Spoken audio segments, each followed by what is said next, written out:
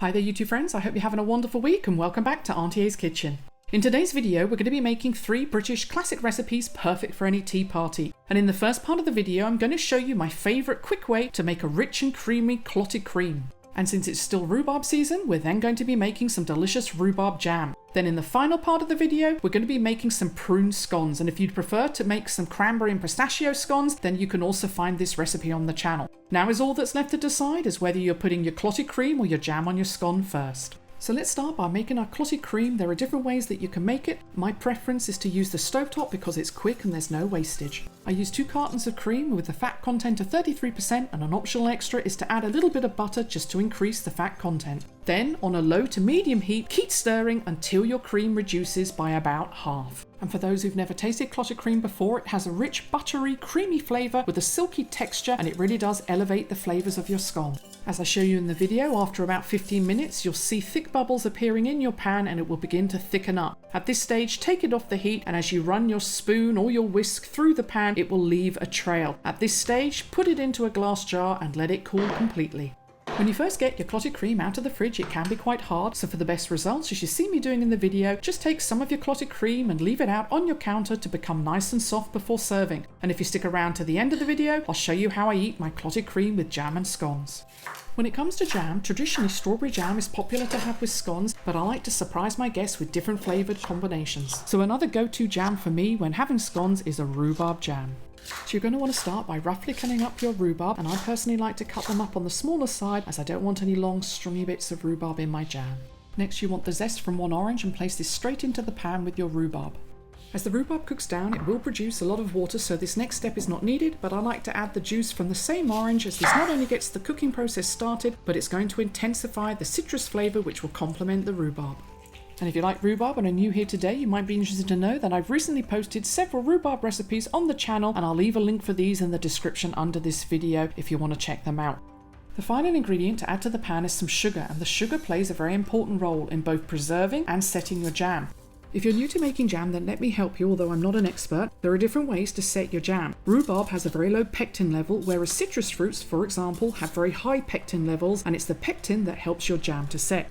If you want to make a jam naturally, then add your citrus fruit, juice and zest, and then a ratio of 1 part sugar to 1 part fruit. You'll need a longer cooking time to evaporate the moisture, and because of this evaporation of liquids, you'll end up with less jam. Alternatively, you can use a jam sugar which has pectin in it, which is what I'm going to be using today. I'm also going to use less sugar as I don't want my jam to be over sweet, and I want the flavour and the tartness of the rhubarb to come through in the jam. So on a medium heat, let your rhubarb bubble away on your stovetop, making sure to stir occasionally, and be careful not to get any of this on your skin because it's very hot. A quick check to see if your jam's ready is to place a small spoon of jam onto a cold plate, then run your spoon through it. If the jam doesn't run back into the space, it's ready, and at this stage you can take it off the heat. It is going to thicken up as it cools. If your jam still seems a little bit runny, then keep it cooking for another 5 minutes before then checking again. While your jam is still warm, then place into your sterilised jars, and I like to use different sized jars, especially these smaller ones, as they're the perfect size for a tea party so that people can try different flavour combinations of jam on their scones. The final thing I like to do is label any jars that I'm going to give away as gifts so that people know what they're eating. It's been about 2 days since I made this rhubarb jam, and you can see how nicely set it's become. And if you stick around to the end of the video, I'll show you whether I think it's jam first or clotted cream on your scone. In this final part of the video, we're going to be making some scones, and although there are lots of scone recipes on my channel, prune scones are not only my favourite to eat, but they get the most compliments from friends. So you want to start by roughly chopping up your prunes into small pieces. Into a large mixing bowl, then add your flour, butter and a little salt, and you're going to massage with your fingertips the flour and butter together until you have a breadcrumb consistency. If you want to use a KitchenAid to mix everything together, feel free to do so, but I find that this comes together so quickly it's really not needed unless I'm making a big batch of scones. As soon as your butter is mixed in well with the flour, you can add your baking powder and sugar, and in today's recipe I reduced the amount of sugar that I would normally use because the prunes bring a wonderful natural sweetness. Once again, give everything a good mix and then crack your egg into the bowl, and I'll just break this up with my hand before then adding the prunes and then the milk. You'll notice in the video I don't pour all of the milk into the bowl. I hold back just a little, and the simple reason for this is that eggs come in different sizes. I think I've been feeding my chickens too well, so today's egg was extra large, so I won't need to add as much milk. As soon as your scone mixture starts to come together, forming a ball, it will be quite sticky, so just remove any excess mixture from your fingers, flour your board well, then place this mixture onto your board.